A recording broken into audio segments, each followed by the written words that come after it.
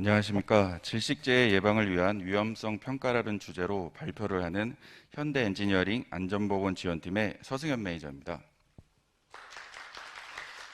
먼저 발표를 위해 귀한 시간 허락해 주셔서 감사드립니다. 주제 발표 전에 우수한 건설보건학회의 QR코드 형식의 교육자료를 홍보하기 위해 PT에 삽입하였음을 사전에 말씀드리겠습니다. 그럼 주제 발표 시작하겠습니다. 주제 발표는 1, 2번의 일반적 사항과 3, 4번의 동절기 보양 작업으로 구분을 하였으며 마지막은 근본적 개선을 위한 제안 순으로 말씀드리겠습니다.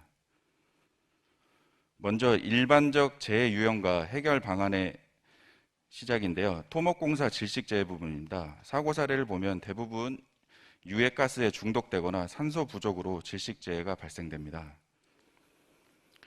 이를 해결하기 위해서는 작업 허가서 발행부터 작업 중 비상사태 대비를 위한 감시인 배치를 통해 재해 예방이 가능하다고 생각합니다.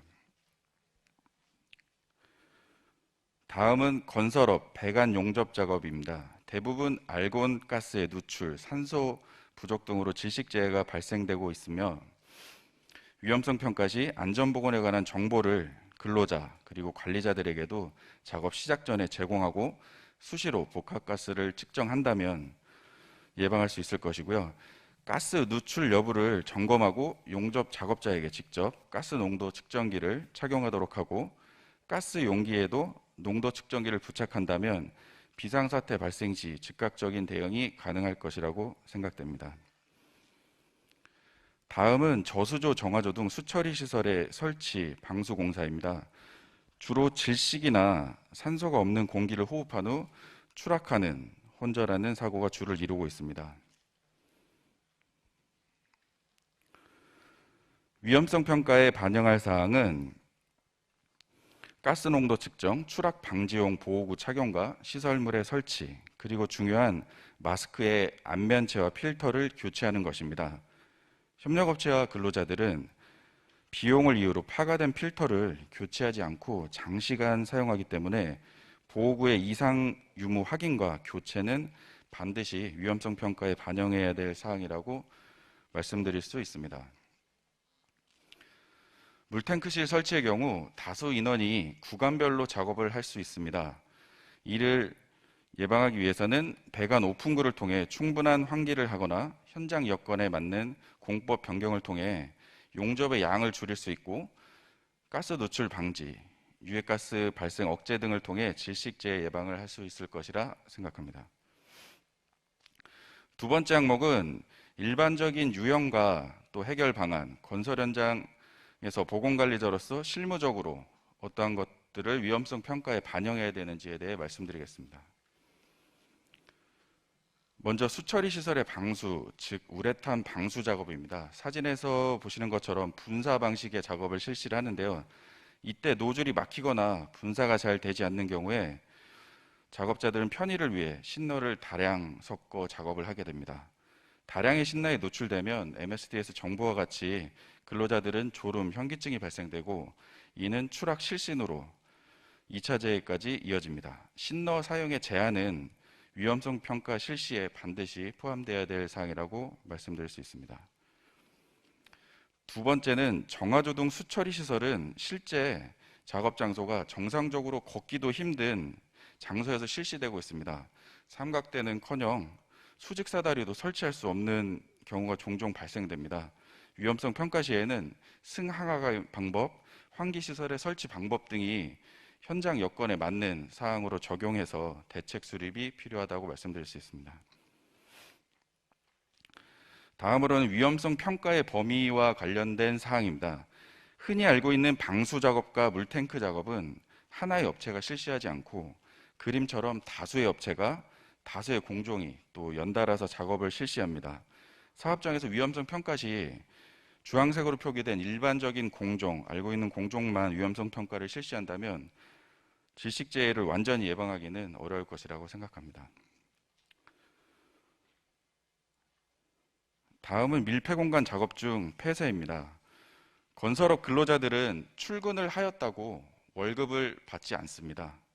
반드시 노동을 해야 되고 물리적 실적이 있어야만 월급, 임금, 또 하루치 일당을 받을 수 있습니다.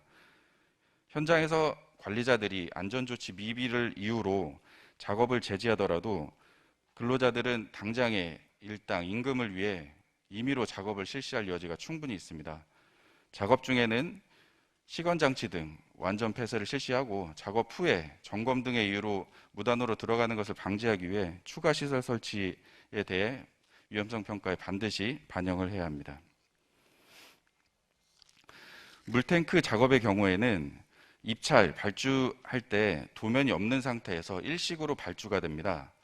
해당 업체에서 수주를 하고 이후에 도면을 작성하는 방식으로 진행이 되기 때문에 사전 위험성 평가를 제때 실시하지 않으면은 그림에서 보시는 수직 사다리, 해치 장치, 시건 장치를 설치할 수가 없습니다. 실무적 관점에서 마지막에 꼭 포함시켜야 될 사항은 비용을 이유로 구매를 기피하는 호흡용 보호구와 또 밀폐공간 작업용 시설 등을 구비하는 것입니다. 실제 협력업체 공사 금액이 이 공기호흡기와 삼각대, 이 측정 기기보다도 적은 경우가 있습니다. 도급인 사업주 그리고 시공사에서는 이러한 점을 고려하여 협력업체 근로자들이 사용할 수 있도록 미리 사전에 구비하고 상시 모니터링 체계를 구축할 수 있도록 위험성 평가에 반영해야 된다고 생각합니다. 다음은 매년 반복적으로 발생되는 동절기 보양 작업과 관련된 위험성 평가입니다. 위험성 평가 시 유해인자 노출 기준의 준수 가능 여부와 갈탄 사용 관련 법규 준수 가능 여부, 벌칙 규정, 비용 대비 효율성 등 4가지 항목으로 검토를 해보겠습니다.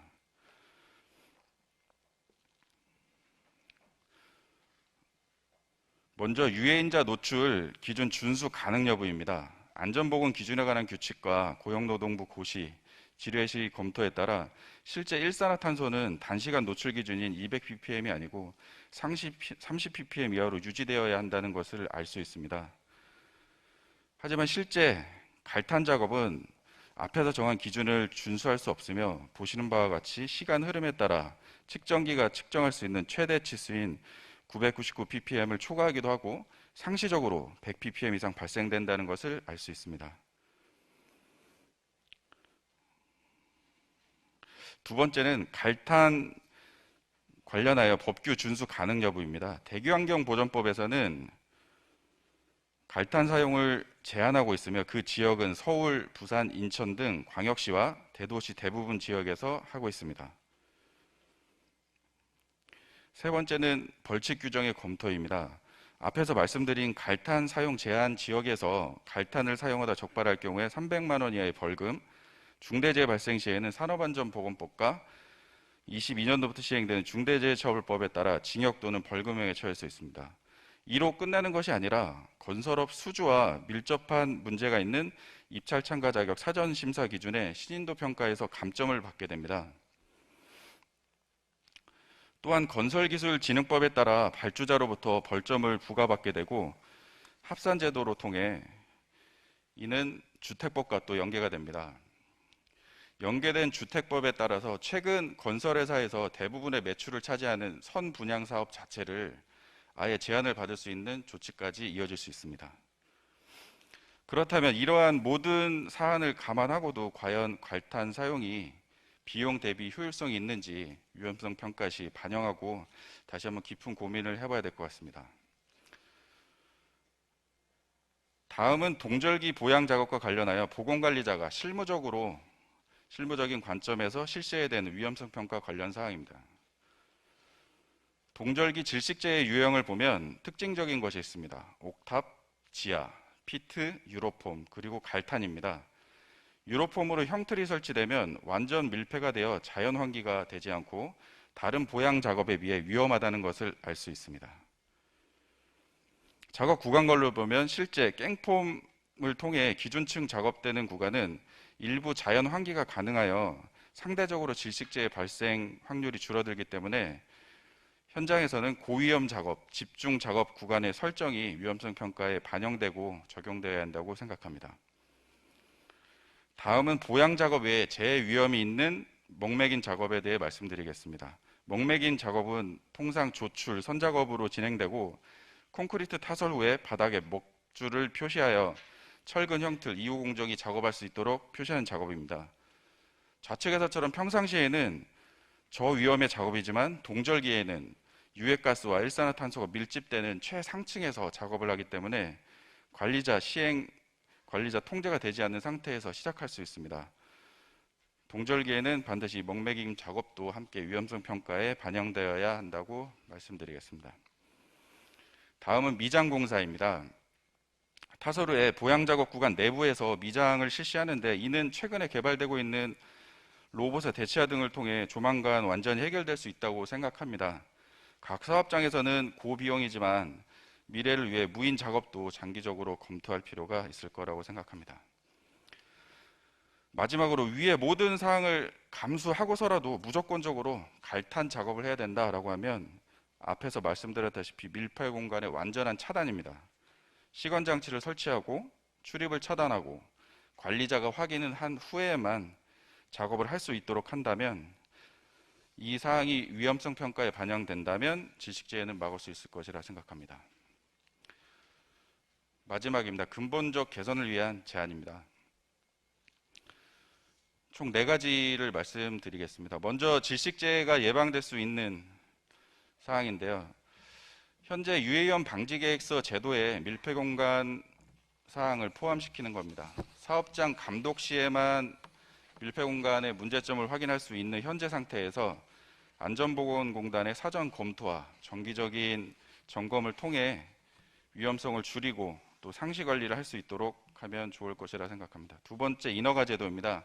갈탄 사용을 적발해야만 벌금이 부과되는데요. 이를 인허가 제도로 하고 동절기 공사를 인허가 기관에서 승인받도록 한다면 무허가로 갈탄 사용하는 경우 작업 중지 등 인허가 취소 등의 강력한 제재를 할 수 있기 때문에 갈탄 사용을 줄일 수 있을 거라 생각합니다. 세 번째로는 관련 법규 기준의 개정이라고 생각합니다. 밀폐공간 작업에 출입 차단을 구체적으로 명시되어 있지 않습니다. 앞에서 설명드린 것처럼 주관적 판단을 통해 잘못된 조치를 할 수 있기 때문에 완전한 차단, 시건 장치 등 구체적인 조치의 명확화가 필요하다고 생각합니다. 마지막으로는 비용을 감당할 수 없는 소규모 사업장을 대상으로 국책 사업으로 열풍기 임대 사업을 실시하고 장비와 비용을 지원한다면 갈탄으로 인한 사고는 줄일 수 있을 것이라 생각합니다. 이상 주제 발표를 모두 마무리하겠습니다. 끝까지 경청해 주셔서 감사합니다.